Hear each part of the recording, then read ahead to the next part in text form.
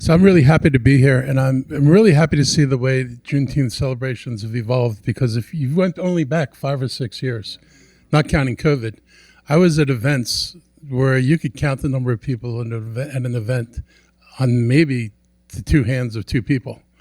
And that's not very many people. So these events now are large. They fill rooms, and they're all across the county, and they're done in a significant way. So that's really important. We are cursed as a country to not know our history. And I'll go back to the Emancipation Proclamation. How many people realize that if the South hadn't decided to keep fighting, slavery would have been continued in the South? Because it was not an absolute proclamation that I'm freeing the slaves. It was like, you have 6 months to come back to the Union. And if you come back, we don't get rid of slavery. So that's the great emancipator. Nice name, but that wasn't exactly his intention. The Civil War was not about ending slavery.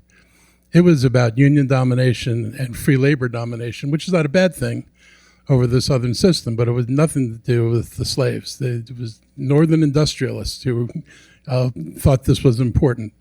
It is hard not to know, and I know very few people know this, that the federal government sent troops to the South until 1877. They tried to implement a biracial democracy in the South. And they had elections, and they sent federal troops there to ensure that new democratic institutions could thrive. And this was a product of what used to be called the radical Republicans. I only wish. Using the word radical for them today is wrong. It's reactionary, not radical. And in 1877, when a presidential election was in play, the radical Republicans and the Republican Party swapped the election of a Republican president for the ending of the occupation of the South. And when the occupation of the South ended, it reverted. It was the Klan. It was other rogue groups of white inhabitants who overthrew the elected governments in the South and displaced the elected governments in the South and reinstituted everything they had before except formal slavery. And they bound people to the land with debt peonage. If you know what debt peonage is, you can't leave the land until you're out of debt to the person who owns the land. And when I was teaching school, I would tell my kids, you're going to hear about emancipation. I want you to ask yourself what happened the day after. Because if you were a slave, where were you going to sleep that night? You were going to sleep on the master's property. And you're going to have to pay for it. When you woke up in the morning, you're going to be hungry. You're going to have to eat. You're going to eat what the master feeds you, and you're going to pay for it. And then you're going to need to get a job. You're not like you get on a car or a train or a bus and go someplace and find work somewhere else. You were on a plantation in a rural place. So you're going to work for the same person who enslaved you, and he's going to pay you enough to make sure you never make enough money to get out of debt. And that's how we managed to perpetrate this thing until close to 1960. This is not ancient history.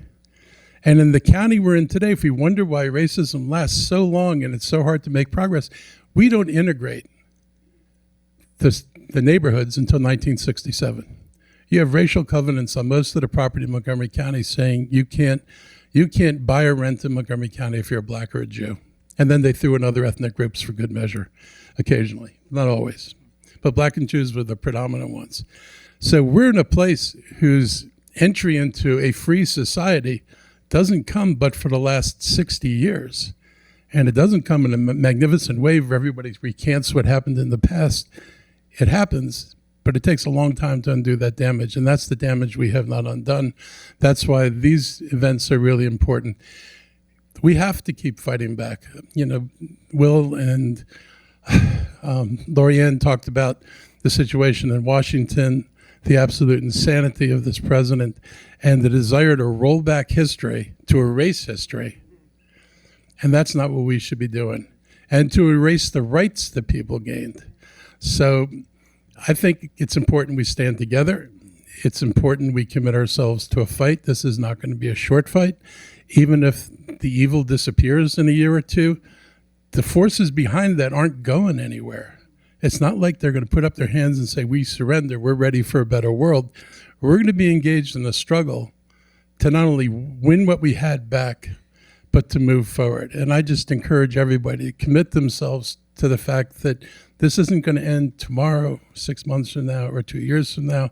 Getting us where we need to be requires all of us to fight for the things that are right, to take stands that are sometimes uncomfortable, but do what we need to do to make this country live up to what's in the national anthem or the Pledge of Allegiance.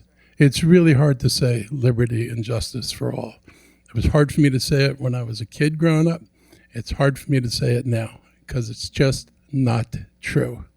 And we have to make it true. We need to be able to say words that when you say them, they mean something. You can look at it and you say, yeah, that's who we are. We need to become that thing we keep saying we aspire to be. So let's do the work. Let's move where we need to move, and let's keep fighting. And let's keep working together and having good parties, because that also tempers everything. Amen. Thank you.